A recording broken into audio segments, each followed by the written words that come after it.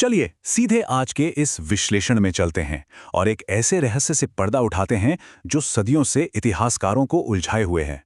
हड़प्पा सभ्यता का अचानक गायब हो जाना। सोचिए, एक ऐसा समाज जो आज से हजारों साल पहले मौजूद था, जिसके पास पक्की ईंटों के घर थे, कमाल का ड्रेनेज सिस्टम था और जिसका व्यापार मेसोपोटामिया तक फैला हुआ था। वो अपने वक्त से बहुत बहुत आगे थे, लेकिन फिर कुछ ऐसा हुआ जिसने इस पूरी सभ्यता को नक्शे से ही मिटा दिया।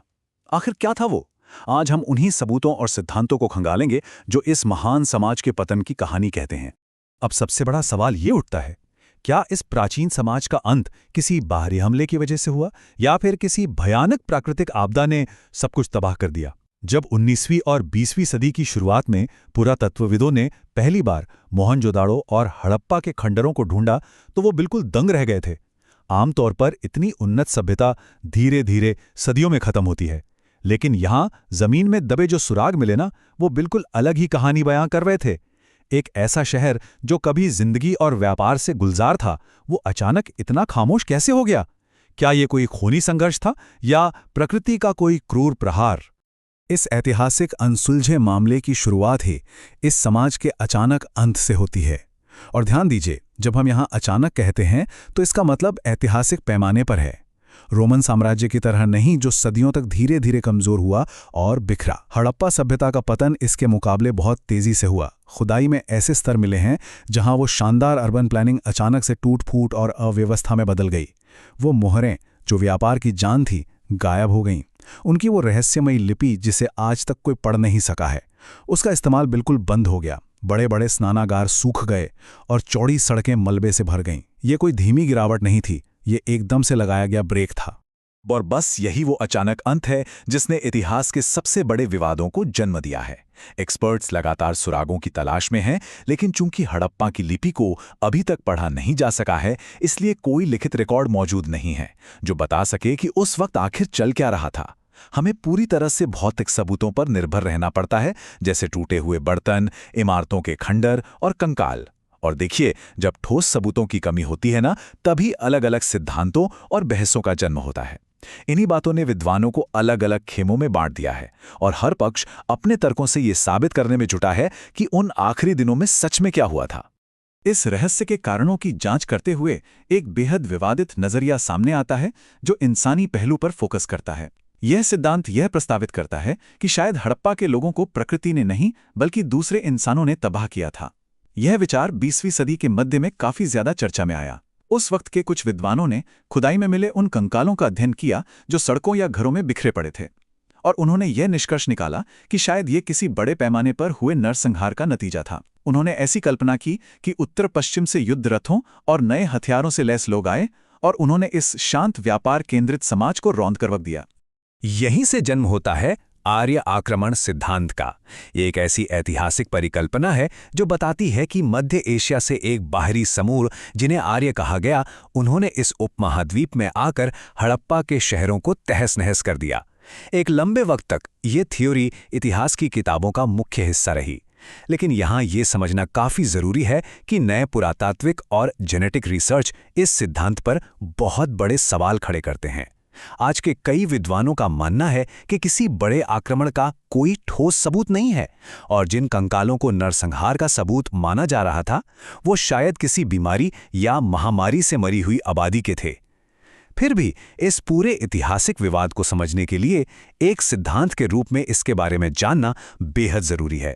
तो अब हमारे सामने दो बिल्कुल अलग तस्वीरें हैं।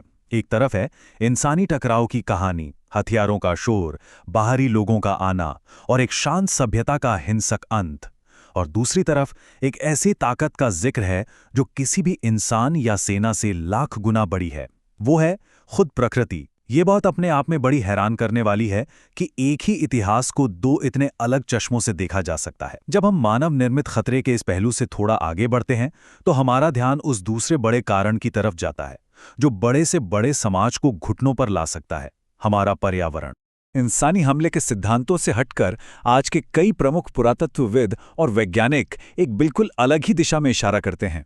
उनका पुरजोर मानना है कि सिंधु घाटी के लोगों का सामना किसी बाहरी सेना से नहीं, बल्कि एक ऐसी धरती और मौसम से हुआ था जो तेजी से बदल रहे थे, सोचकर देखिए, ये पूरी सभ्यता उन्हीं नदियों के किनारे फली फूली थी जो उनकी खेती और व्यापार की रीढ़ की हड्डी थीं। लेकिन क्या हो अगर वो नदियां ही अपना रास्ता बदल लें, या क्या हो अगर वो जमीनी कांपने लगे जिस पर वो आलीशान शहर टिके थे। ये सिद्धांत इस बात पर जोर देता है कि प्रकृति ने ही वो बुनियाद हिला दी जिस पर पूरा हड़क्का समाज खड़ा था। ये प्राकृतिक आपदा वाला तर्क मुख्यतया दो चीजों पर आधारित है, भूकंप और जलवायु परिवर्तन। ऐसा लगता है जैसे जमीन और आसमान दोनों ही उनके खिलाफ हो गए थे। पहले भूकंप की बात करते हैं। ये पूरा इलाका टेक्टोनिक प्लेट्स की हलचल के हिसाब से काफी संवेदनशील है। ऐसे कई सबूत मिले हैं जो बताते हैं कि भयानक भूकंपों की वजह से नदियों ने अपना रास्ता ही बदल लिया। खास तौर पर घग्गर हकरा नदी, जिसे कई लोग प्राचीन सरस्वती नदी भी मानते हैं। अब जाहिर सी बात है, जब नदियां सूख जाएंगी या रास्ता बदलेंगी तो शहर तो उजड़ेंगे ही। दूसरा बड़ा फैक्टर है क्लाइमेट चेंज। नई रिसर्च दिखाती है कि उस दौरान मानसून के पैटर्न में एक बेहद बड़ा बदलाव आया था। सोचिए, लगभग 200 सालों तक चलने वाला भयंकर सूखा। ऐसे में खेती करना लगभग नामुमकिन हो गया होगा। बिना पर्याप्त खाने के लाखों की आबादी वाले इन विशाल शहरों का टिके रहना असंभव था, जिसकी वजह से लोग मजबूर होकर छोटे छोटे गांवों की तरफ पलायन कर गए। इन दोनों बड़ी थ्योरीज को एक साथ आमने सामने रखने पर एक बात बिल्कुल साफ हो जाती है कि ये पहेली आखिर इतनी उलझी हुई क्यों है। एक तरफ है इंसानों द्वारा किया गया हमला और दूसरी तरफ है भूकंप और जलवायु परिवर्तन जैसी प्राकृतिक आपदाएं। ये तुलना हमें बताती है कि इतिहास को समझना सिर्फ तथ्यों को रटना नहीं है, ये सबूतों की व्याख्या करने और उन्हें जोड़ने का काम है। असलियत ये भी हो सकती है कि सच इन दोनों के बीच में कहीं छुपा हो सकता है कि खराब मौसम और सूखे की वजह से खाने की कमी हुई हो और उस वजह से आपस में लड़ाइयां या छोटे-मोटे हमले शुरू हो गए हों। इन सभी पहलुओं को निष्पक्ष रूप से देखना ही इस रहस्य को सुलझाने की आखिरी कड़ी है। इतने सारे सबूतों और सिद्धांतों को देखने के बाद एक बात तो पक्की है, सिंधु घाटी सभ्यता का गायब होना एक ऐसी मिस्ट्री है जिसका आज भी कोई एक सटीक जवाब नहीं है। विज्ञान और पुरातत्व ने काफ़ी तरक्की कर ली है। आज हमारे पास सैटेलाइट इमेजरी है, कार्बन डेटिंग है और एडवांस्ड डीएनए एनालिसिस भी है। लेकिन इन तमाम नए उपकरणों के बावजूद हड़प्पा की आखिरी कहानी अभी भी धुंधली ही है। और शायद यही बात इतिहास को इतना दिलचस्प बनाती है। ये इस बात का सबूत है कि अतीत कोई बंद किताब नहीं है, बल्कि एक ऐसा खुला मैदान है जहां नई खोजों की गुंजाइश हमेशा बनी रहती है। ध्यान रखने वाली बात यह है कि हड़प्पा के लोगों की कहानी पूरी तरह से खत्म नहीं हुई, बल्कि वो जीने के नए तरीके ढूंढने के लिए पूरे उपमहाद्वीप में फैल गए और दूसरी आबादियों में घुल मिल गए। लेकिन उनके उन महान शहरों का रहस्य जमीन के नीचे हमेशा के लिए दफन हो गया। चलिए इस चर्चा को एक ऐसे विचार के साथ खत्म करते हैं जो थोड़ा डराने वाला जरूर है। अगर इतनी एडवांस्ड और बेहतरीन ढंग से बसी हुई सभ्यता बिना कोई ठोस निशान छोड़े इतनी पूरी तरह से गायब हो सकती है, तो आज के हमारे बनाए गए समाज कितने स्थायी हैं। हड़प्पा वालों के पास बड़े बड़े अन्न भंडार थे, कमाल का प्रशासन था और दूर दूर तक फैला व्यापार का नेटवर्क था। उन्हें भी तो यही लगता होगा ना कि उनका समाज हमेशा ऐसे ही चलता रहेगा। आज जब हम अपने कंक्रीट के जंगल, टेक्नोलॉजी और ग्लोबल नेटवर्क देखते हैं तो हमें भी कुछ ऐसा ही लगता है। लेकिन सिंधु घाटी के खंडर हमारे लिए एक बहुत बड़ी चेतावनी है। चाहे वो क्लाइमेट चेंज का खतरा हो या इंसानी लड़ाइयाँ, वक्त और प्रकृति के सामने कोई भी अजेय नहीं है। ये सच में सोचने वाली बात है। अतीत के इन रहस्यों पर सवाल उठाना हमेशा जारी रहना चाहिए।